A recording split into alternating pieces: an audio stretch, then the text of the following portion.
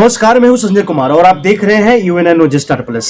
इस वक्त हमारे साथ सीनियर पत्रकार संजय माही जी हैं और हम लगातार जो है आपके बीच लेकर के आ रहे हैं, क्योंकि आंगनबाड़ी सेविका सहायिका और आशा जीविका के ऊपर लगातार हमारी जो फोकस है वो लगातार है। लेकिन इस समय हम बिहार के तमाम उन आंगनबाड़ी सेविका सहायिका के विषय पर बात करेंगे जहां पर तेजस्वी यादव के ऊपर कई सारे सवाल खड़े किए जाते थे। एनडीए के जो अभी वर्तमान में डिप्टी सीएम है वो लगातार आवाज उठाते थे। सर, जब महागठबंधन की सरकार थी, तेजस्वी यादव उप मुख्यमंत्री थे, तो वही सम्राट चौधरी और विजय कुमार सिन्हा लगातार आवाज उठाते थे कि आंगनबाड़ी सेविका सहायिका की 15,000 वेतन होना चाहिए। लेकिन अब खुद जो है वो उप मुख्यमंत्री है, क्या आपको नहीं लगता है कि इन लोगों को 15,000 करना चाहिए? चोर चोर मौसेरा भाई होता है, समझे ना जी। ये सब चोरों के सरदार है जी। ये कभी नहीं चाहेगा जी। कि ये जो महिलाएं हैं इसका 15,000 सैलरी हो। जी। देखिए, बात यहाँ ये आती है कि जो कभी महिला का आज़ादी नहीं चाह रहा था वो 15,000 उसको देकर क्या आज़ादी देना चाहता है? जी। ये सम्राट चौधरी किस खेत का मूली है जी। जो 15,000 दे देगा? और इसके औकात की बात 15,000 देना संभव ही नहीं है। जिस गठबंधन में है, जिस संस्था में वो भी है, उसने तो महिलाओं को कभी आजाद होने नहीं देना चाह रहा था। वो तो चाहता था गुलामी में महिलाएं जी।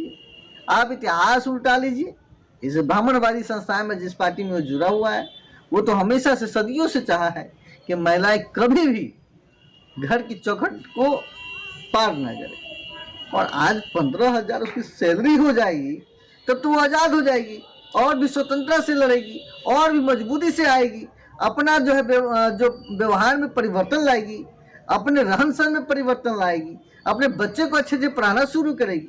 उसको बर्दाश्त कैसे होगा? और आप विजय सिन्हा की बात कर रहे हैं, इतने बड़े जातिवादी लोग, जब वो सत्ता में नहीं था वो डायरेक्ट भूमियार करके बात करता था और आज वो मुख्यमंत्री बन गया है। उसके इतना जातिवादी कौन है? सर, वो कहता है कि महिलाओं का कष्ट देखा नहीं जा रहा है। करो ना, फिर सत्ता में हो ना भाई जी, कर दो। बात ही तो है, अलाउंस कर दो। 15,000 आज से दे रहे है हिम्मत? संभव ही नहीं। सर, आपको नहीं लगता है कि जिस प्रकार से सवाल पर सवाल किए जा रहे थे तेजस्वी के ऊपर, आज वही नीतीश कुमार कह रहे हैं कि आंगनबाड़ी सेविका सहायिका को तो वेतन हमने बढ़ाया, तो उस समय तो गठबंधन में था, ये सिरे किसके ऊपर चलना चाहिए? अरे मैं कहता हूँ साफ तौर पर सरे की बात कर रहे हैं। आपने कई बार टीचर के वैकेंसी बीपीएससी के माध्यम से लिया। जब आप आरजेडी के गठबंधन में थे, एक बार भी बताइए जिस बार पेपर लीक हुआ हो, बता दीजिए आप। और आप खुद ही जगह पलटे तुरंत एक ही पेपर तो करवाया आपने और तुरंत जो है पेपर लीक हो गया, परीक्षाएं रद्द हो गई। दूर दराज से कहाँ से दूर बच्चे से जब बच्चे आके परीक्षा दे रहे थे, आज उसका पूरा किस्मत अपने आप को जो करता है कि मैं अभागा हूं कि हमारे साथ इस तरह का हो रहा है। कितने लाखों करोड़ आने जाने में खर्चा हुआ होगा बच्चों का। आप समेटिए और देखिए, पूरे बच्चों का एक खर्चा निकालिए पूरे बिहार के, और जितने परीक्षार्थी हैं लाखों करोड़ का एक खर्चा लगेगा। ये खर्चा बर्बादी तो हुआ। तो आप अपने सिस्टम को नहीं बदल पाए। आप समझिए कि किस सत्ता में चले गए, किस गठबंधन में चले गए जो आपको एक पेपर तक नहीं बचा पाया और आपकी इज्जत की नीलामी कर दी। आप तो थे तेजस्वी के साथ, एक बार भी बताइए जिससे मैं पेपर लीक किया हो। आप देखिए, आप हमेशा आरोपित लोगों के पास चले जाते हैं जो कभी कुछ करना ही नहीं चाहता। वो फेंकने और फेंकाने में बड़ा विश्वास करता है। जो उसके सरदार हमेशा फेंकते रहते हैं, सेम वही वो लोग फेंकते रहते हैं। जो जाति का नहर जड़ फेंक रहा है उससे आप कुछ विश्वास नहीं कर सकते भाई साहब। इसीलिए इन महिलाओं को आप अपना निर्णय खुद लेना पड़ेगा। अब भी आंख खोलो भैया, संविधान है तो आपकी आजादी मिली और 2,000 या 4,000 जो भी नौकरी मिला वो बाबा साहेब भीमराव अम्बेडकर के संविधान से मिला।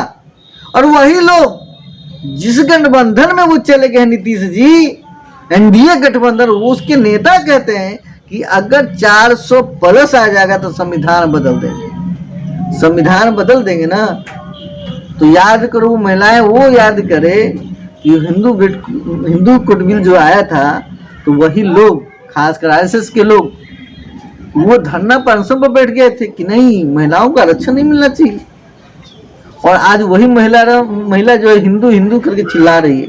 सम करो, जिस दिन तुम्हारी हिंदू राज आ जाएगा ना, तो जो आज बाल लहरा के तुम चल रही हो वो कोई काम नहीं आने वाला है।